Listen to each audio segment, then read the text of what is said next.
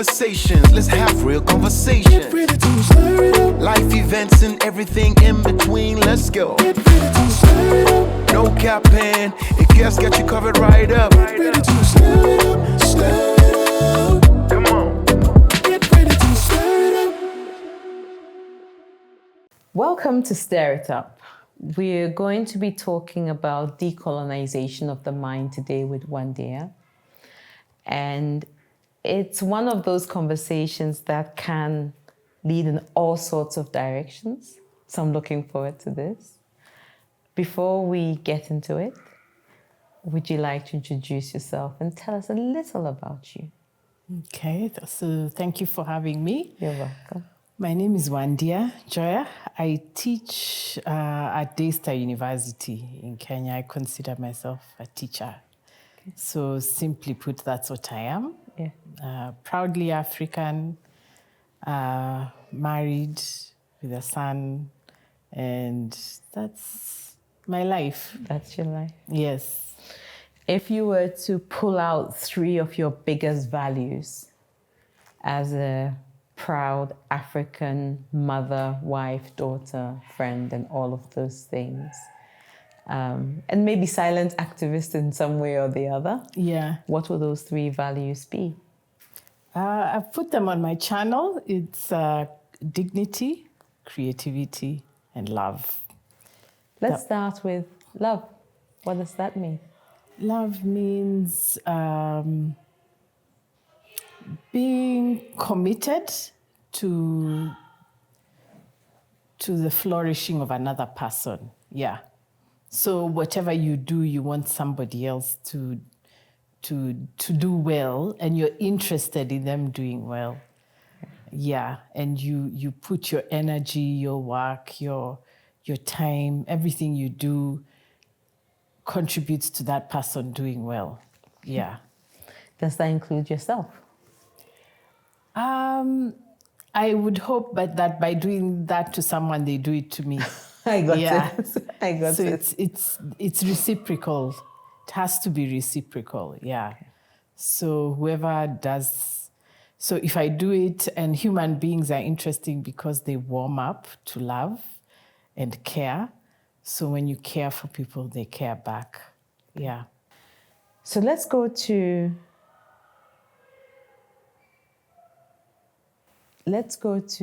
dignity. What does that mean? Being human, sort of confident in who you are and confident to give yourself to somebody else, but more than that, confident to be an actor in the world, that you can do something that has an impact on others, and you don't have to ask for permission. So I think that's what dignity is, that you consider yourself an actor in the world, a member of society, and somebody who contributes to society. I like what you say about being an actor in the world. And when I think about dignity, it's just that being able to keep your head up, but also it's about contributing positively into others and how you treat others. Yeah. And your place in the world.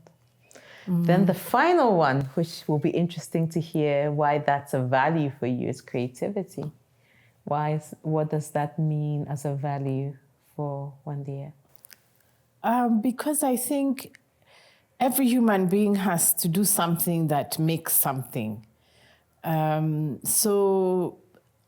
example, a baker will put flour, eggs, yeast, sugar, salt, whatever, together and make bread. So I think to be human means to be able to make things. And things don't have to be just physical. They can even be emotional, spiritual. Music is something you make. Ideas are things you make. Revelation is something that you receive and you pass on. So in the sense, you're you're making enlightenment for people. So I think every human being has to do some creativity in one way or another, so that the society flourishes. So, yeah, that's what I think. Thank you for sharing those values. When I asked to talk about decolonization, and we were introduced by a mutual friend, Yeah. why is that something that you are even interested in talking about? Actually, to be truthful, I'm kind of pulling away from it. I had my days when I was talking about it a lot. But I think it accomplished for me what I wanted to understand. And so now I'm looking forward to the next thing. So I'm at the tail end of... Your decolonization conversations. Yeah, I'm at the tail end of it. So tell me what it accomplished for you. It clarified for me what the issue, I think, for Africa is. I think we just don't have dignity. We are not creative and we are not loving one another. I think that's what I would say. And I think that is what is preventing us, or what is slowing down, I think, what should be the growth, the explosion, the flourishing of Africa. I think it's because we've not dealt with those things. So, you know, when I started thinking about decolonizing, I was going through the history books, looking at people like Frantz Fanon. What did they say about the transition between colonization and independence? So for me, of course, I want to understand, why isn't independence working for us? Once I kind of got the hang of it, so now I'm at liberation, I think, rather than decolonization, yeah. How many people are at liberation today? If you were to, had there many people who are at liberation today? I think most of Africa is, in their own way. Okay. I think Africans are thinking different at their different points. They're trying to figure out, how do I have a dignified life? Mm-hmm. They may not know that they're asking that, but I think when you see everyone going to work, trying to make things work, you know, trying to raise families, trying to be beautiful or trying to be honorable, I think it's a prayer of Africans in all of us that we want to make life better. So liberation is maybe, what are the things that are blocking us from doing that? I think that's what liberation asks. So I'm going to stir it up a little bit and ask you this. Mm-hmm. A couple of moments ago, you were saying the core of Africa's problems is because we are not creative, we're not dignified, and we don't love each other. And that's where the heart of our struggles are. Yeah. But you've just now said that all Africans are looking for a dignified life. How do those two thoughts sit together? Okay, let me clarify. I didn't mean we don't do these things, but we are blocked from doing these things. We are blocked from doing it. We are blocked from having a life of dignity, from being creative, and from loving one another. So liberation is finding out, what are those things that are blocking us from doing these things, so that we can have a continent that flourishes. Yeah. Okay. Tell me a little bit about what's blocking us from doing that. Some of them, any one of them. For me, my interest is education. Okay. Because I'm a teacher. That's my preoccupation. So that's what I talk about. I talk about the way the education system suppresses our creativity, the way after school it's difficult for people to integrate in the economy. And then, you know, at least in Kenya, there's a system of not dignifying work and respecting work, skill, and expertise. And that has an impact for people's dignity, because if you're if your skill and expertise is not respected, as you come to the end of your life, you just feel like you have no impact. And that's depressing. Yeah, it's not something that anybody wants to feel. So I look at how my main interest is education and work. How are we prevented from being creative, and how is our work not respected, not supported, so that we can lead dignified lives? Very, very clear. So I'm going to bring the conversation to setting a bit of context around colonization. So beyond the flags, beyond the boundaries and the borders, when you talk about colonization, what does it mean? For me, colonization is simply the lack of sovereignty, that you cannot make decisions, both individually and collectively, without somebody else normally saying no, or deciding how you shall do what you have purpose to do. For me, that's what colonialism was. Yeah. So the masters have gone. Are there ways that we are still colonized today? I don't think we are still. It's not. I think we made a point in the 1960s. We made a point and said we are tired. Get out. We're not doing this again. We're not doing this anymore. What happened is that colonialism morphed and went underground, under the skin. So before it was in our face, you knew you were colonized because the administrator was a white man and you were black, and you were told very nasty things. So it was obvious, it was visible. But after the 1960s, there was, the conditions remained, but there was, some cosmetic changes. So we had our own rulers, we had elections, but the idea of us deciding for ourselves what we want to do is still not yet there. Yeah. I find the expression cosmetic changes intriguing. Mm-hmm. And I want us to pause on that and talk about that a little bit more.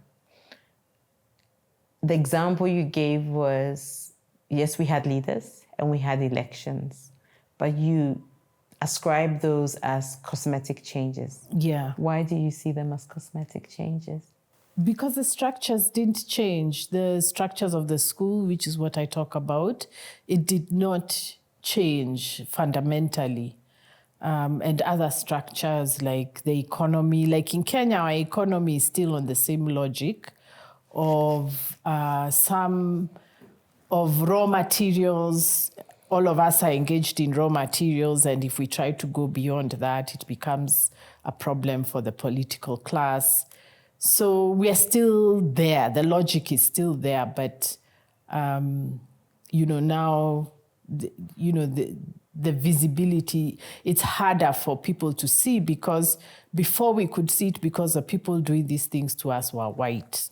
Now we can't see it. And so for me, education is the point is to help people see beyond the obvious.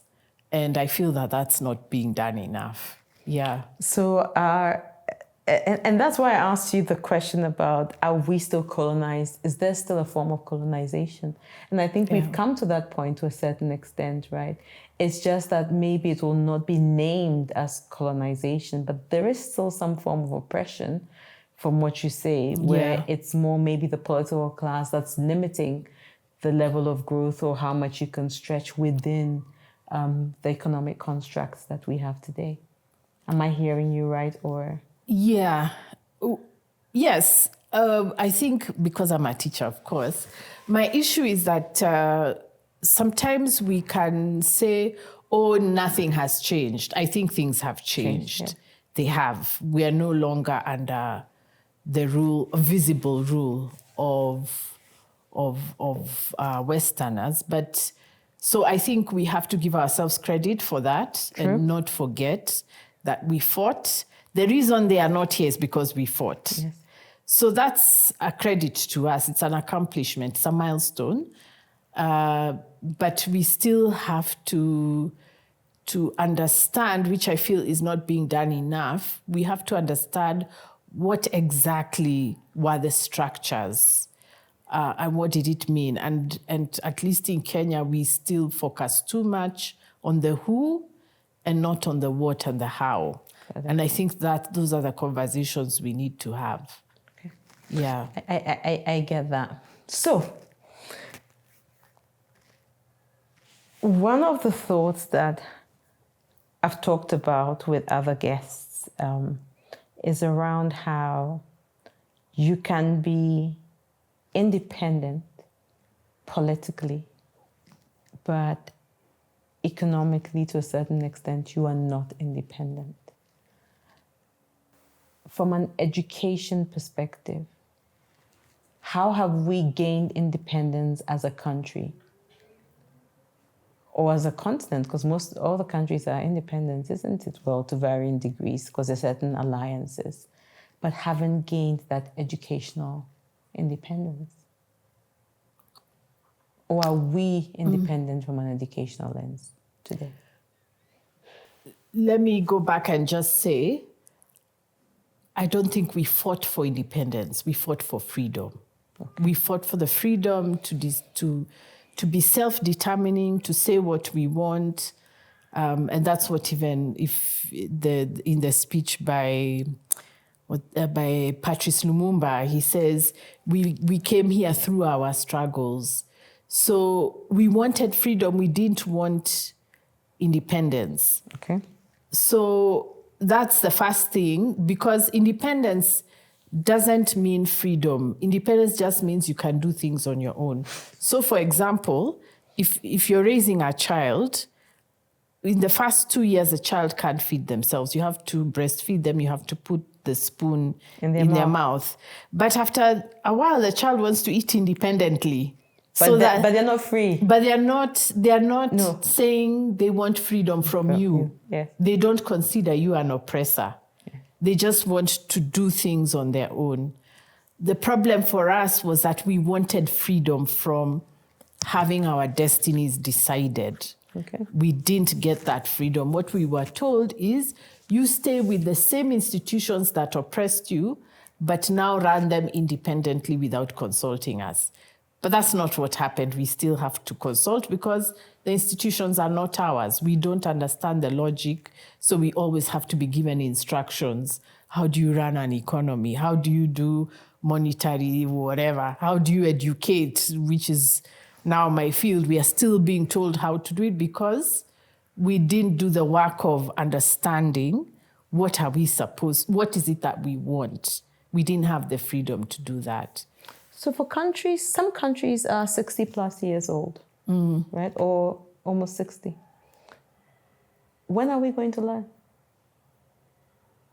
We are learning. The learning is, you never stop.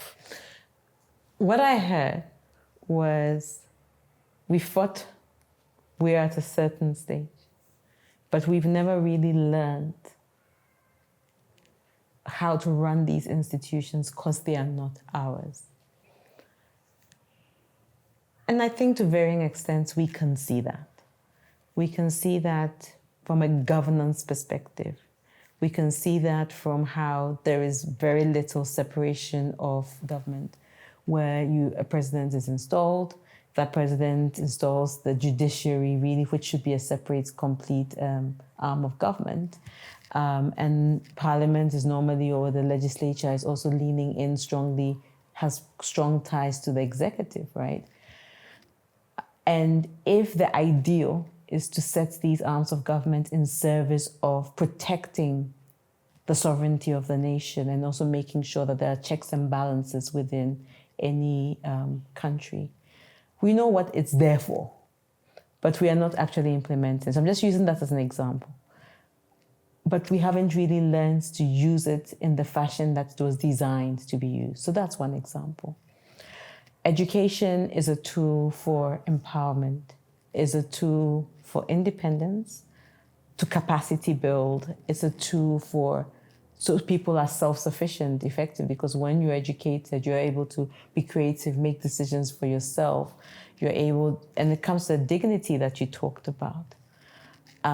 It's not about rote learning and just regurgitating what you've taught your students in class. It's about being able to take concepts and translate those concepts into your real life and use them, apply them in a way that earns you an income, makes a difference in your community and your society, drives thought leadership, or just allows you to be able to step change how things are done.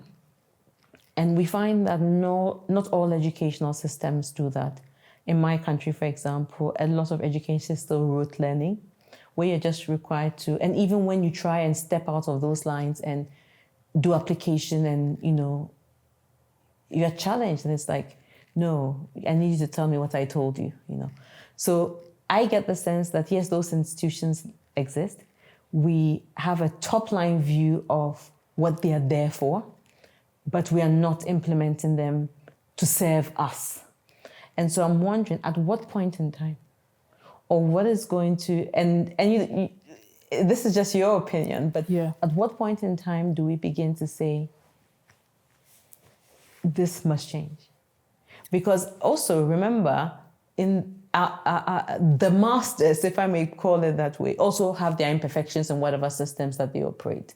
It's not like these problems don't exist in some of these developed countries. But where we are today, where are the shifts going to come from?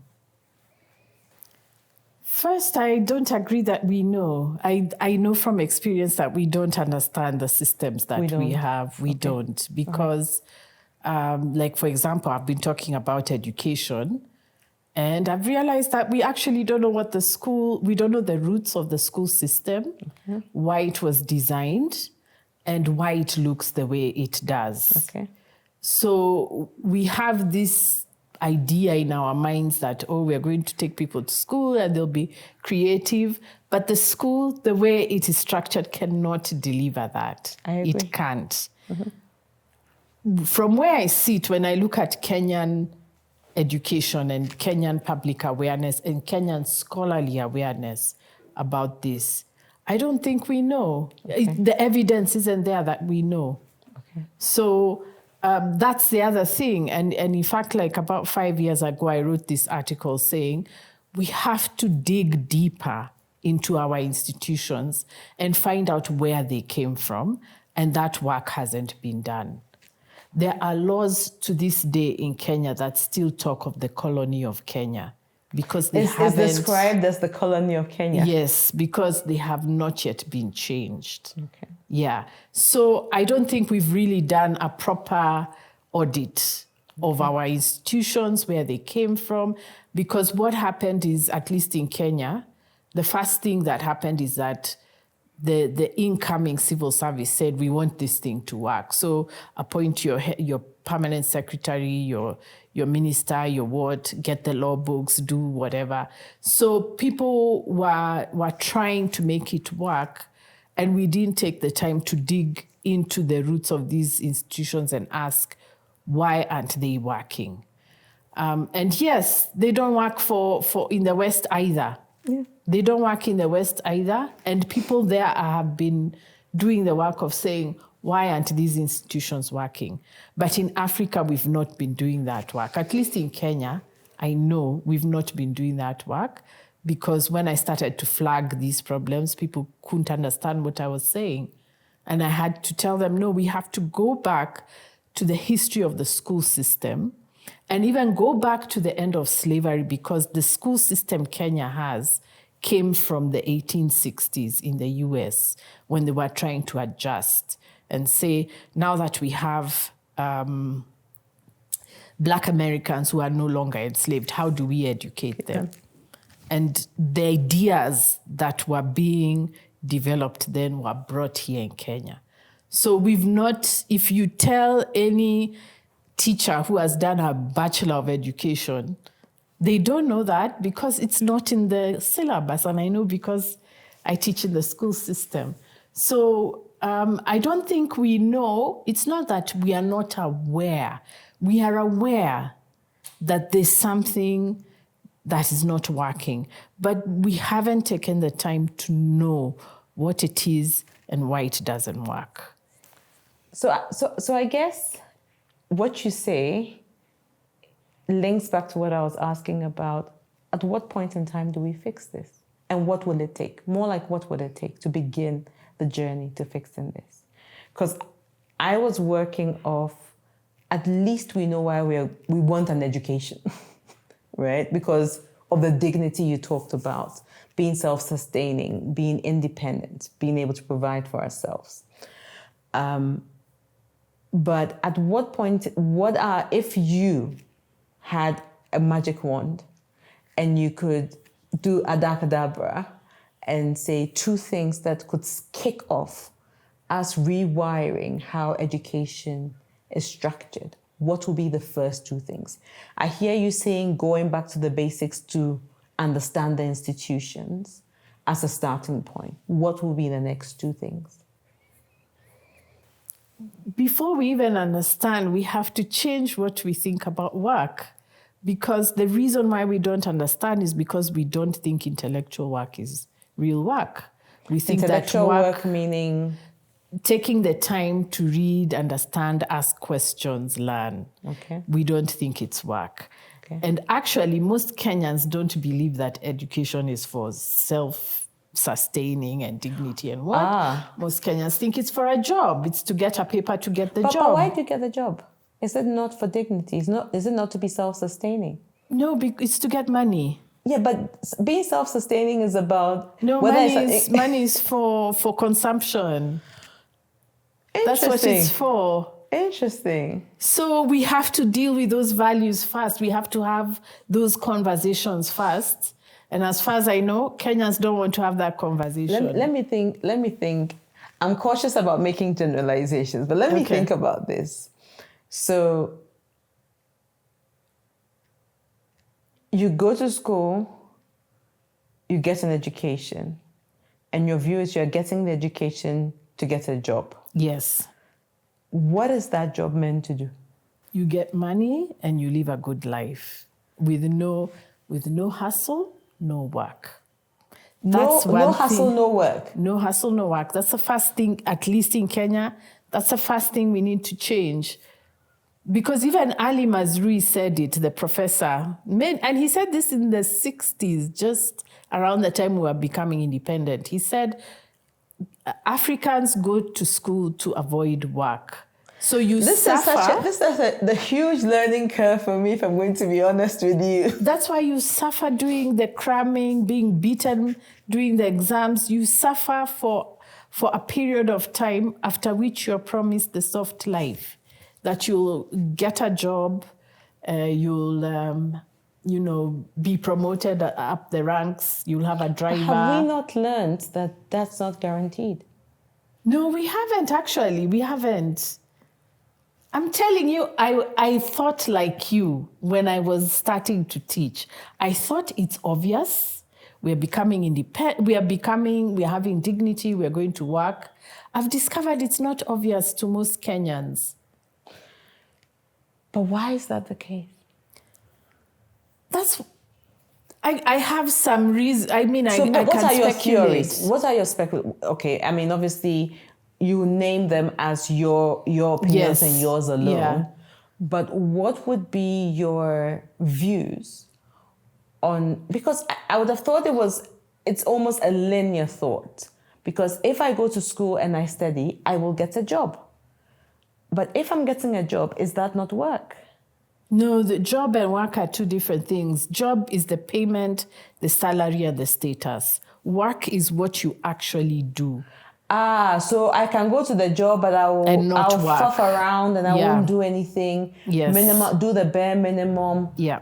Oh, I get what you mean. So, okay, so let me tell you what I hear you say. So you go through the education, and you get a job. Yeah. But you are not going to put in that 110% to sustain that job. You're going to put in the bare minimum so Yeah. that that job finances your life. Yes. Is that what I'm hearing you say? That's the ethic of work we have. I guess you're being extremely precise, and that makes sense, right? Okay, understood. Okay. So that's why the elites are unable to fix our country, because they don't think they are being given work to do. They think it's a job and status. They have the driver who carries their briefcase. They stop traffic so that they can pass as other Kenyans suffer. That's the mentality. And in the 1960s, there were so many poets who are talking about this. Kenyans would know there was a poem by the Ugandan poet Henry Barlow called "Building the Nation," where it's spoken from the point of view of a driver who he takes the minister to a hotel, and the minister eats very rich food, and the driver is just waiting. And then at the end of the poem, and then the driver finishes the meeting, comes into the car and says, "Oh, the minister finishes the meeting." Yeah, the minister finishes the meeting in the hotel, comes into the car, he's being driven home, and then the minister tells the driver, "So it seems we are building the nation in different ways. You were here waiting for me, and me, I was in the hotel having a good meeting and eating very rich food." So this is a concern that African writers had been talking about in the 60s and 70s, that we have this class of people who've been to school but don't seem to want to put in the time to work for their people. So that concern has been there. It's not a new one. So that's the mess of our education. How do we make an education system that doesn't give these people the expectations of a high life? Yeah. Interesting. Do you think there are ways in which our minds are still colonized? Are there ways in which our minds are still colonized? I think the school is part of it. The school is part of preventing Africans from asking these questions. Because when you go to school, you're told, here's a syllabus, you have to finish it. And when you finish it, you do the exams, then go away. So even if you try to tell the teacher, "But teacher, this thing is happening," what does it mean? The teacher says, "Shh, we have to finish the syllabus so that you can do your exams." So yes, we can call it colonization, but for me, I would call it more stagnation, that we are not moving. We're just not moving. We're just mark timing at the same spot, and yet things are not working. When I think of colonization of the mind, I think it's a mind that is still stuck in the ways of colonial rule or some form of oppression, where you're not allowed to have a certain level of independence of thought, or you're stuck in cyclical motions and activities that are not necessarily, it's almost like you don't really have a choice. But there is some dominance or some power or some influence that sits somewhere, wherever it sits, that has authority and power over you. Sometimes intentionally, sometimes unintentionally. So often I think about language as a way of not intentionally colonizing, but also has, colonized to a certain extent. I think of just culture and how there's a lot of our culture that's been lost. I think that maybe in the last 10 or so years, we've become a lot prouder of our African culture. So you realize that we are happy to wear African clothes. We are happy to make our own music, and our music is at the forefront of even international music today, right? So you take Nigerian music, you take Ghanaian, you take Kenyan music, right? It's not just within our countries, it's international. Whereas 15, 20 years ago, that was a challenge. A lot of children in my country don't even speak their local dialects. They only speak English. I don't know if that's prevalent here or something that's starting. So I'm even forcing my children to learn how to speak. And it's hard. It's not always easy, So I kind of feel like those are little ways that there's some form of, maybe they're remnants that show up, but it might not be a deliberate attempt to be colonized, but it's we ourselves in our minds. There's some level of oppression. That's how I see it. And I'm not an authority by any means on the subject of colonization, but that's one way. In another conversation I was having, I was thinking about the new colonial masters are fintech and big tech in a certain way, right? Because you have individuals who have so much power and so much influence globally. So today it's not just Africa that's being colonized in a certain way, right? So you think about all these social media platforms and the influence they have on our lives and the way they're able to bring down governments and, install governments practically. Yeah. Just because they are a form of mass communication and also the seeding of ideas and the seeding of concepts and, beliefs and so on and so forth. So I'm just trying to work, and this is how I am seeing it. And like I said, I'm a complete laywoman. But are there ways today? And what are the new faces of what colonization could look like for us today? For And me, I know that's a lot. Yeah. For me, the culture story, I'm no longer a fan. Okay. Because when Africans are talking about culture, they're talking about difference from the white person, Okay. rather than autonomy and control of our products. So, for example, now the biggest African musicians are signed on international labels. To global labels, yes. Yeah, so they are the ones making the money. Like Afrobeat has become an American kind of, you're finding more Americans using the Afrobeat kind of, the inspiration of the beat. They're making money from Wakanda, from Sinners, from Lion King. They're making money from our culture, and that money is not coming to us. So what's the point? And those are the questions that Africans have to start asking. It's no longer about can we be seen as uniquely African. It's that are we in control of our products? Are we in control of our economies? And that is still not there. When it comes to language, the global economy is predominantly English. So you will find some scholars were actually shocked. They thought that people in the village don't want to learn English. They want to be proud of their culture. And the people in the village are saying, no, I want my child to have access to the global economy. If you're going to teach them in their language, how do they get to Nairobi? How do they get to New York and Paris? Because that's where the money is. They're not going to make money farming coffee or beans. So we need to be more political about some of the things we are saying.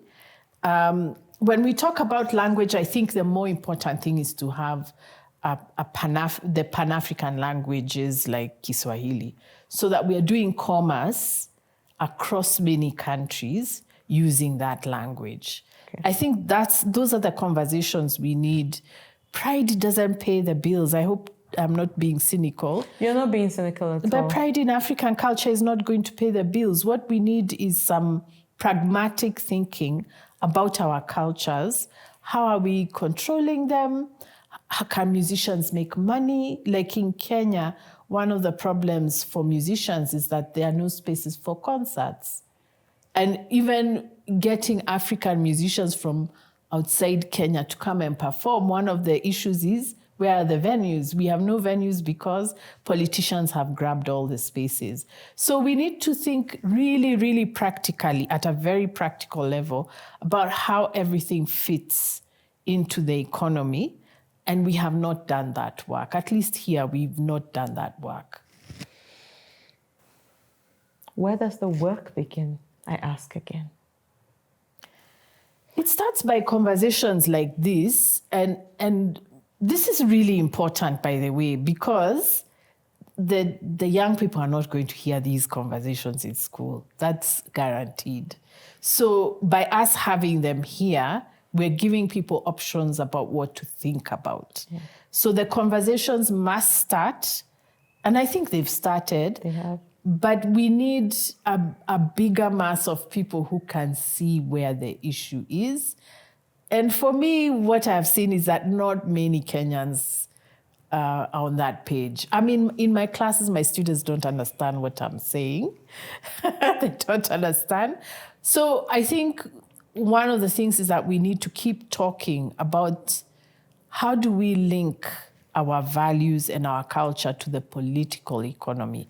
It can't only be just about identity. We have to be serious and say, if we are supporting African music, where are the African concert halls? Are we paying African musicians? If we are saying we are proud of our African arts, are we buying African art? Are we supporting our African artists? If we say we support African engineering, in Kenya there was a time most of the apps were being bought off by foreign venture capitalists. We have to get to the nitty-gritty like that and start saying, how can we invest in our own ideas, our own creativity, and create a market within us on the continent? That's a conversation that needs to happen. And I think once more people are doing it, the politicians can't avoid it. They'll just have to, they will know that if we don't do this, we are not getting voted in. Yeah. Yeah. So I have a couple of clients, and we've actively been talking about how do we leverage the power of the creator economy. And the creator economy is a vast ecosystem of content creators. Like me, my dream is to be a YouTuber. Mm-hmm. So there's that. But there's also artists who are creating visuals, murals, paintings, all the artistic work, carving. Yeah. There is also artists, music, rich music. Within that same economy, there is those ecosystems of designers, fashion designers who are creating new trends and new clothing lines, right? But then there's also chefs and cooks who are changing the face of what food looks like today. Mm-hmm. And these are all creators, because the idea of creativity and creating is not about revolutionizing. It might even could be about taking what you have and putting a twist to it and just making it seem a little different from what it is. It's just about speaking creativity into things. Mm-hmm. And we've talked about how Kenyans are so creative. And when the hustle is real, you'll find a way. Yeah. You know? And I'm just listening to you, and I see so many opportunities for leadership, for governments, for the private sector to begin to invest in the things that matter, that also begin to drive a certain mindset shift as you talk about the fact that identity doesn't pay the bills. Because we need to start focusing on the things that take us above the poverty line. Where, I mean, there'll always be people who are struggling, don't get me wrong.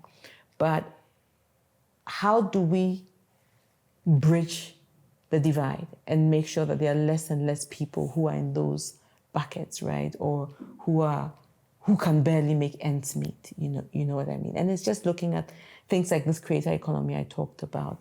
It's looking at new careers and what are the opportunities out there. And I do wonder very often if the private sector, what role the private sector plays in this. And I know that they're trying, but the question is, are they doing enough? And what could they also be doing in service of this? Well, I had a beef with private sector because Look, I'm staring. I keep touching on the things that there's a beef and there's a beef. But it's good. It is good. Because 10 years ago, private sector was telling Kenyans that they don't need to be creative. So in fact, I'm surprised that they've shifted, because they were saying what we need is technical education. We don't need the arts. We don't need creativity. And I really made noise about that. Can I pause you for one quick second? Yeah. I think you made the shift and they are now being forced to feed into that shift. Yes. Okay. So that's a new thing. When you hear private sector not being hostile to the arts, that's a good thing. But the problem, at least in Kenya, is that we don't have a paying audience for the creative economy. Okay. And that's because these years where the private sector was saying we don't need creatives in the economy, Kenya was not teaching the arts. Got And teaching the arts doesn't mean teaching everybody to be an artist, but teaching every Kenyan the importance of the arts. Arts appreciation. Arts appreciation. So like in the university where I teach, we used to have, every student had to take an arts appreciation class. And the idea is by doing these classes, you create the next audience who will pay for the arts, even if they become doctors, engineers, cooks, whatever they become, they will see the value of paying to go to a Kenyan concert, paying for a Kenyan recording, paying for a Kenyan book, a Kenyan show. They can see the point. So we don't have a big enough audience right now that sees the value in paying for these products. And so a lot of the creatives are now having to depend on the what do you call it? The monetization. They have to rely on monetization, but if they try to say, I want a good concert hall where I can put 50,000 people, that's not there. And even if it's there, there are not enough Kenyans who would say, yes, this is a value. Yes. This is a value for me, I can pay for it. So that's where we need to move. This is no longer an industry problem, it's an audience problem. How do we encourage Kenyans to support the creative economy and to see it as a value to themselves and to put the money where their mouths are? Not just to say, that's what I was saying about identity is not enough. It's not enough to say, yeah, we are proud of Kenyan arts and what. And we're a Kenyan band. And we're a Kenyan band. But when's the last time you wore a Kenyan creation? When was the last time you attended a Kenyan concert? Have you ever paid for Kenyan music? Have you paid for Kenyan products? And that's what we need. We need a big enough audience that sees the value in this. And especially the political class. They don't buy African goods. They buy Italian wares, fashion, French fashion, costing in the millions.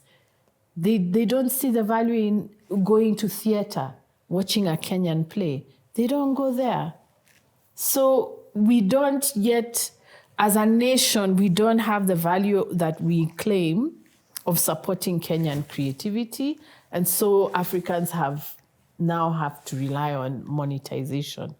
But that's not enough. We need the audiences in the concert halls, in the studios, we need people to come and pay for Kenyan art or African art. I am pleased to announce to you that you have a new generation of youngsters who are really liberated, who are leaning into their creative sides, actively doing what they love. And a lot of these things are centered around art. A lot of them are no longer shackled by the ideal of a paycheck. Not always a great idea, though, I must say, because it creates other problems. Mm. But with that level of interest, if we do, we meet them halfway from a perspective of education, from a perspective of building the audiences, we might be heading in the right direction when it comes to the whole creative economy and building something unique. Because definitely your music has taken off. We can see how art is now becoming a big thing where there are more and more, galleries springing up. But we also need, it shouldn't be bought by just expats and other people coming in. It's okay for a Kenyan to go out and say, I love this piece of art and I'm going to buy it. And this could be a middle class person. So there is hope for the future. We just need the institutions and the structures to support this because the vibe and the interest exists today with the new crop. I work in a creative agency, so I see it. Yeah. Let's go in a little bit about what the future looks like. Mm-hmm.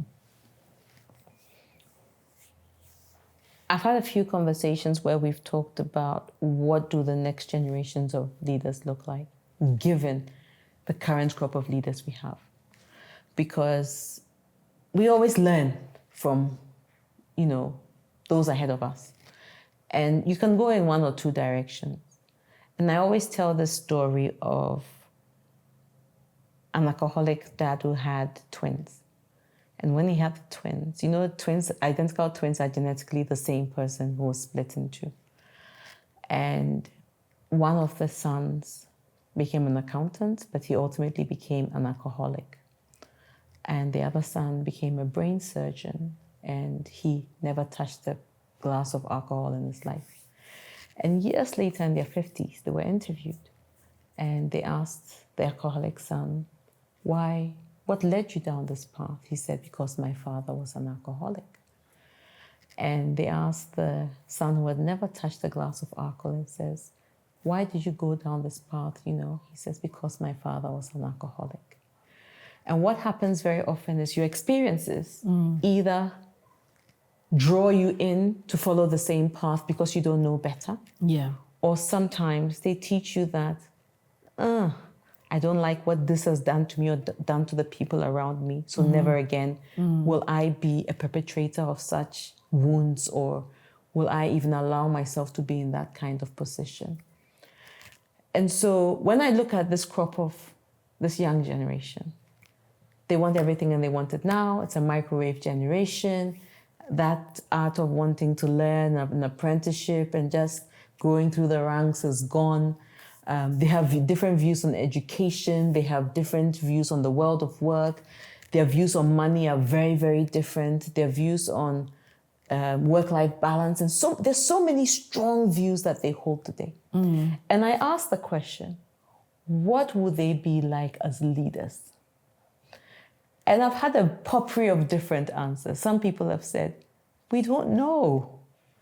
Obviously, nobody knows for sure. Yeah. But some people have said, with how they've become activists, they might not go in that direction. And some people have said, this is all they know, right? What are some of the things we can begin to do just based on how our minds have been colonized to a certain extent? How our systems are operating today, how governance is being managed, and how our social fabric is also to a certain extent fragmented, and our value systems to different extents are all over the place. Where do we start safeguarding and future-proofing young leaders? And I know education is your forte. So maybe we start with education. What is the role of education in future-proofing leaders? And then we can go into other areas. For me, I just want them to learn history. That's it. Because they have to understand what is going on. I would credit them, at least in Kenya, I credit them for knowing that the elders and my generation, we are just full of it. And what we say is not what we do. We are holding on to systems that are not working. what you say is not what you do? Double click on that for me. We are holding on to systems that we are not following ours. I mean, we speak in support of the current system, Okay. but that's not what we are doing. We are undermining it. We are selling the future of the next generation. So I think there's a way in which the young people have detected that we are lying. Our generation is lying.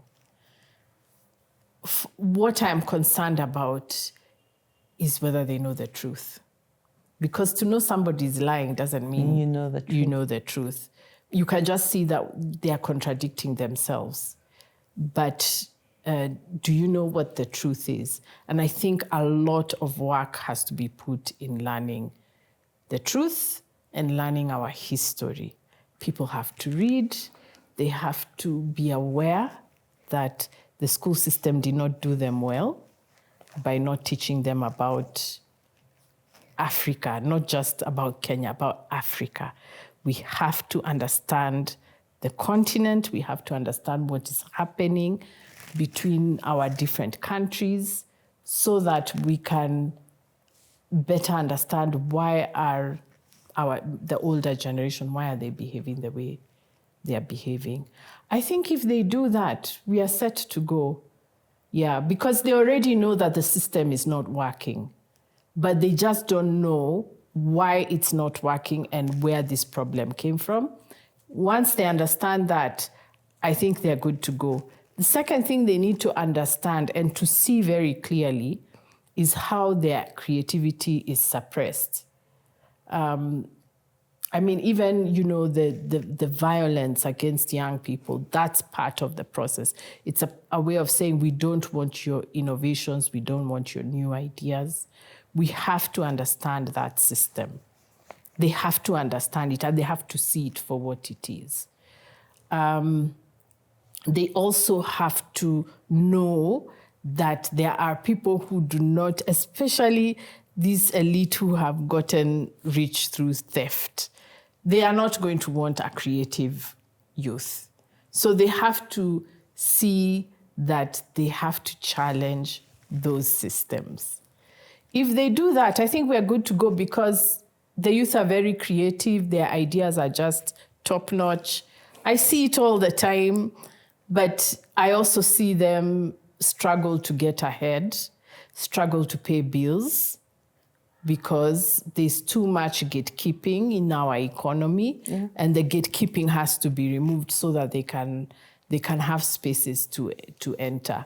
So I think for me that's where we are stuck, and I think the education system ideally should play a role in helping clarify these issues, but unfortunately that's not the system we have right now. So I think as long as they learn where we are coming from, I think they'll be able to break through the stalemates, because what we have right now, at least in Kenya, is a stalemate. It's an economic stalemate. Yeah. I was going to ask you about if you were to rewrite the national curriculum, where would you start from? And I guess I have my answer: history. Yeah. We would be not rewriting history, but that would be a core subject, as a fundamental subject. Yes. For people to understand. Now, maybe it's good to explain why history is important, because you'll have schools of thought that say, in order to understand where you're going, you need to know where you've come from. Yeah. And you'll have schools of thought that if your history is not that great, it pulls you back. There are different schools of thought around history. What is your reason for why it's important to understand what's happened in the past? It's so that we can understand why we're here right now. Got it. We need to know, how did we get here? Okay. Yeah. And the point of history is not to glorify, it's to explain. So it's just for explanation. It's not to say, now you must praise the first president or the king or whatever. That's not the point. The point is to just understand. So the point is to learn so that you learn what can explain where we are.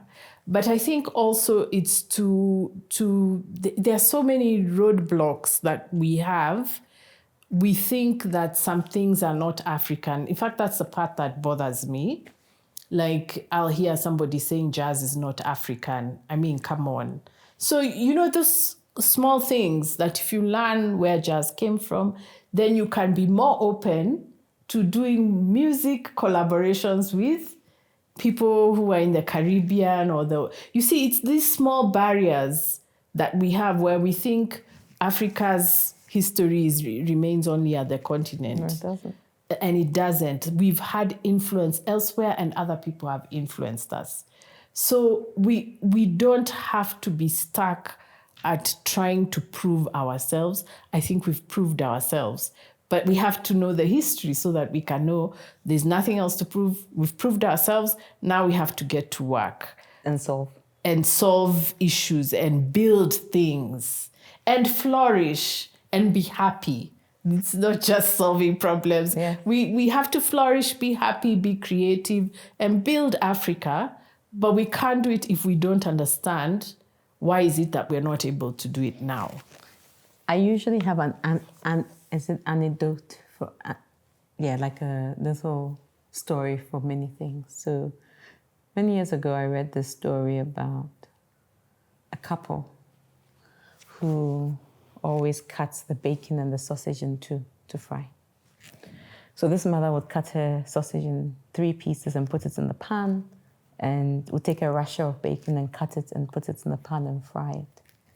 And she did that her whole life, and then her daughter started doing that. And then many years later, her granddaughter was doing that. So we are in 3 generations. And then the granddaughter's husband or boyfriend came and said, "But why are you cutting the frankfurter? Why are you cutting the bacon?" And she says, "Because my mother cut it." So off they march to the mother and says, "Mom, why do you cut the bacon? Why do you cut the frank?" He says, "Because my mother cut it." Thankfully, Grandma was alive. So at dinner one day, they asked Grandma, "Why do you cut it?" She says, "Oh, when Papa and I got married, we were very poor. And we only had a very tiny frying pan. And so the whole rasher of bacon couldn't fit into it, neither could the whole piece of sausage. So I had to cut it and put it into it." Now, I'm sure you get the point. We're 3 generations down. They have big frying pans, they're putting things in the oven, whatever it is, but they're still cutting it. But they do not understand the reason for the cutting. But now that you understand it, you realize you don't really need to cut it anymore, because she was cutting it out of necessity. You are just cutting it out of habit, And it just speaks to your idea of when you understand how you've gotten somewhere, it allows you to make decisions on how or what your future looks like and how you plan towards the future. It doesn't mean you're just going to be stuck in the future, in the past, or glorify the past or shame the past, because the past is the past. You really can't do anything about the past, right? So I do see the points that you're making, and I do think that there is some merit in it. The only caveat I would make is clearly establishing why history is important, because sometimes it leads to needless activism where people then go and get stuck in the past. When they read the stories, there's almost sometimes a feeling to go back there other than learning and going forward. Those are not history. History is different from the past. No, History is a narrative of the past. Yeah. The people who want to go to the past have not understood what history is. So they want to stay there, and that's not the point. The point is to understand, which again is an education problem, because Africans, there's a tendency in Africa to feel that understanding doesn't matter, that it's either you're here or you're there, but that's not the point. I don't have to move there for me to see there and understand there. And those are the barriers we need to break in our education system. So people who want to stay in the past they don't like history. Yeah, they're just traumatized. They are traumatized. I'm and sorry. They need to read more history to get out of that trauma. Yeah. Thank you so much for this conversation. What would be your final thoughts, if any, on how we actively work to decolonize our minds, but also work towards a better future for ourselves in this country and on the continent? We have to value our work. I think that's it. We have to value the things we create, the things we do, and don't let anyone tell you it has no impact. Yeah. Thank you. The last part of this is I make you a mocktail or a cocktail. Would you like a mocktail or a cocktail? Let me have a mocktail. A mocktail it is. Yes. So what I often just say is the interesting or the fun or the nice part of this. But since it's a mocktail, it's not that interesting because there's nothing spicy in there. Okay. But it's okay. I'm only teasing you. I make you a mocktail. The only requirement is you're supposed to taste it and tell me one flavor that you taste in this. So, And if I get it wrong, what happens? nothing happens. Okay. Nothing happens. It's Okay. just a little quizzy part of it after having such a interesting, deep, but also impactful conversation. We do need something to lighten things up. All right. So thank you for coming, Wandia. Okay. I appreciate you. Thank you. There you go. Cheers. Cheers. So stir it up and let's see. Bless it.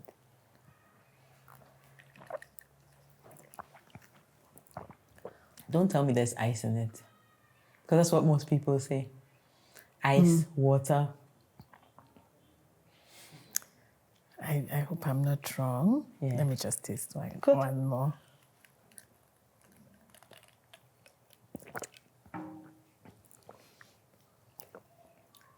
Is there strawberry here? No. The color is deceptive. There's no strawberry. But there's a berry. Yes, I thought there was a berry, yeah. It's blueberry. Oh, okay. I'm not... Yeah, You wouldn't have picked that up. Yeah, It's I blueberry. thought it's either a grape or a Blueberry. strawberry. Some lemon. And then some soda water and ice. Get ready to Thank you for coming. Thank you very appreciate much. it. Thank you.